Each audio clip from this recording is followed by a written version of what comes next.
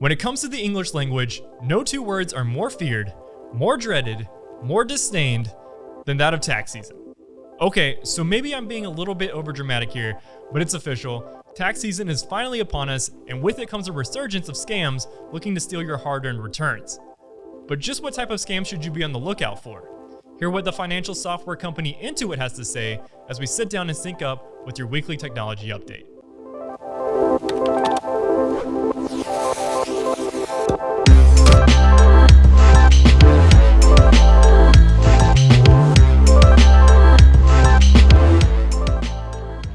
Hello everyone, I'm Chris Winston, Technology Insider here at Rocket IT, and welcome to Sync Up, your new home for trending technology news.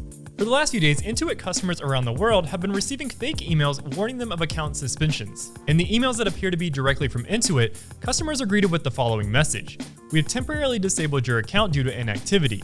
It is compulsory that you restore your access within the next 24 hours. This is a result of a recent security upgrade on our server and database to fight against vulnerabilities and account theft as we begin the new tax season."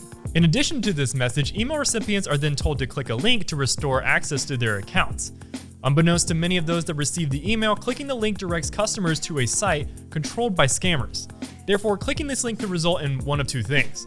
On one hand, it could secretly install malware on your PC, but more realistically, it could capture your Intuit login credentials. In many phishing scams, cybercriminals create an almost pixel-perfect copy of a service's login page.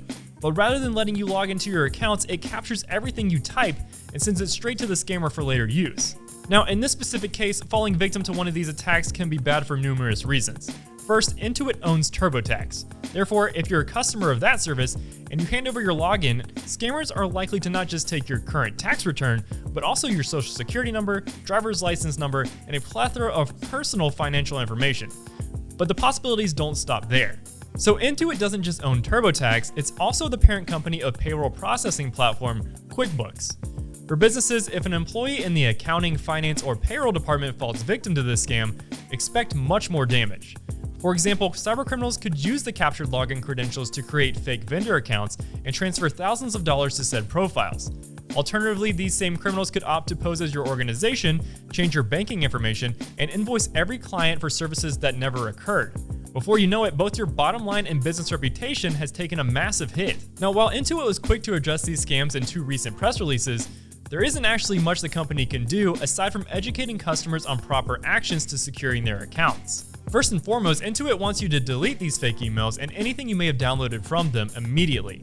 Next, change your password if you think it's been entered onto a fraudulent login page. Finally, while Intuit recommends scanning your PC with an antivirus program to detect threats, this action may not be effective for newer or more complex viruses.